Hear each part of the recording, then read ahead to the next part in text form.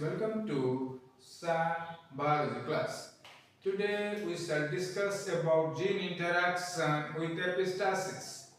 Epistasis is a type of gene interaction in which one gene masks or hides the effect of another gene at a different locus. The gene that does the masking is called epistatic gene,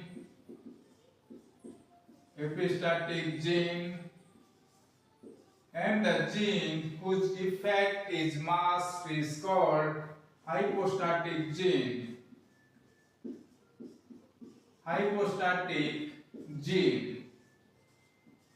Epistasis is similar to dominance. In dominance, a dominant allele of one locus inhibit the expression of the recessive alleles of the same locus. But in epistasis, one gene masks or hides the effect of another gene at a different locus.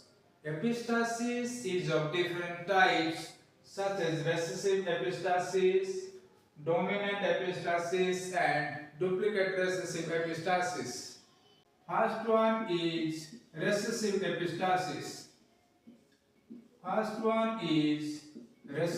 epistasis. Which is seen in the genes that determine coat color in Labrador retrievers.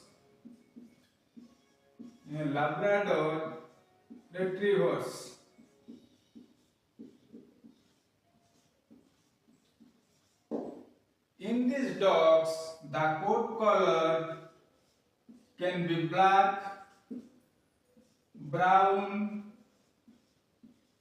or yellow. These coat colors are determined by interaction between genes at two separate loci. Locus 1 has the dominant allele that encodes black pigment and its recessive allele brown. In the second locus, the dominant allele allows the deposition of dark pigments, black or brown, in the hair shaft, and its recessive allele prevent the deposition of pigments. As a result, coat become yellow. Black pigments are produced when first locus has at least one dominant allele and the second locus also has at least one dominant allele. So this is the genotype that results in black coat. But when the first locus has only recessive allele and the second locus has at least one dominant allele, this results in brown coat.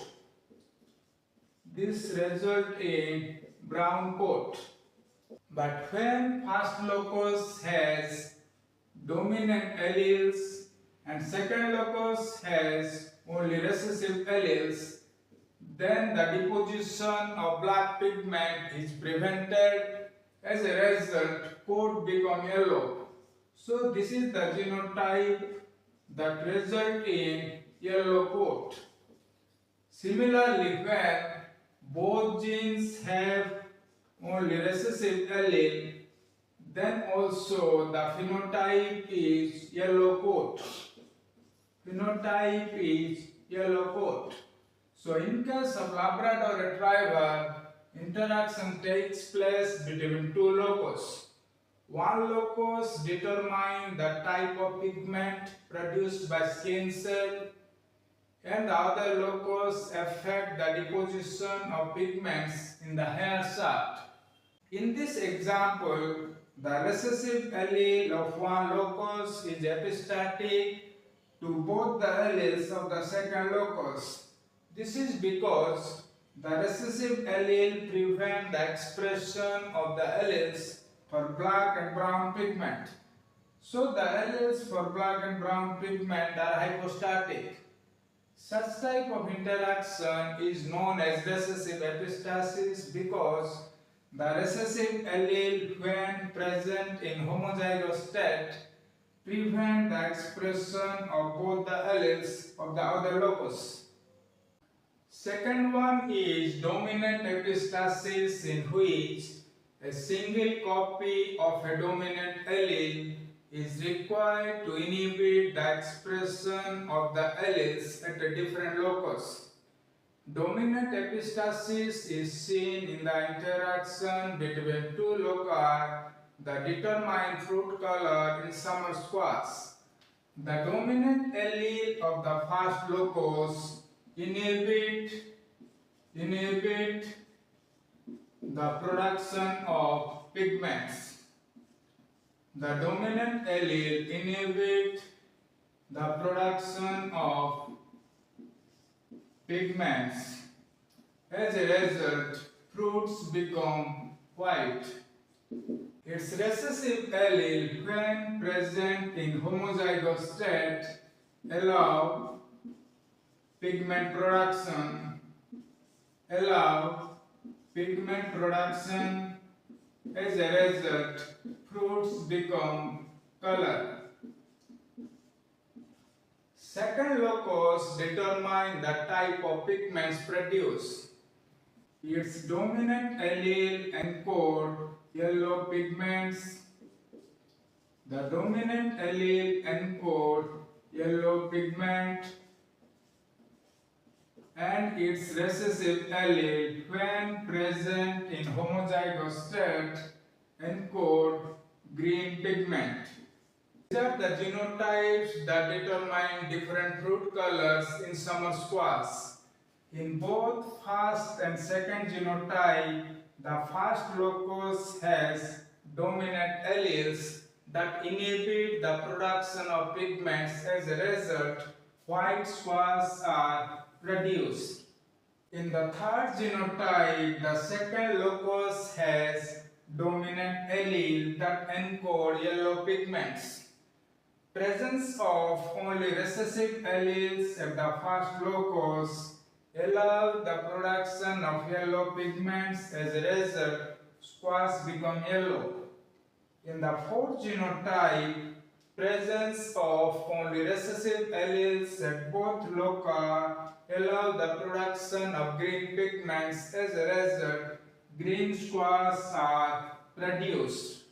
In this example, the dominant allele of the first locus is epistatic to both the alleles of the second locus. So the alleles of the second locus are hypostatic. Because a single copy of a dominant allele of one locus inhibit the expression of both alleles at a different locus, such type of interaction is known as dominant epistasis.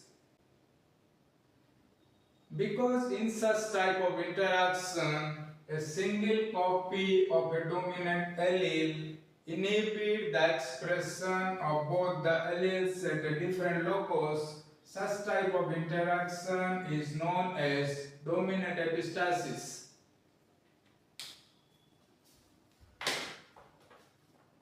Last one is duplicate recessive epistasis, in which the presence of two recessive alleles at either of the loci are capable of suppressing a phenotype. Such type of interaction is illustrated by albinism in snail. Albinism is the absence of pigments. Albinism is the absence of pigments. It is a common genetic trait in many plants and animals.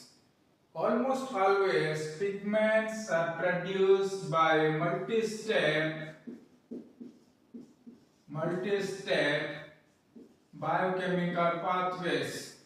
Multi-step biochemical pathway. Albinism thus involves gene interaction. gene interaction. These are the different genotypes.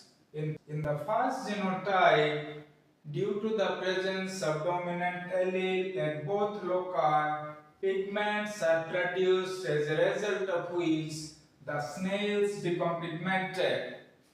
Presence of two recessive alleles at the first locus of second genotype and at the second locus of third genotype suppress the expression of phenotype and snails become albino.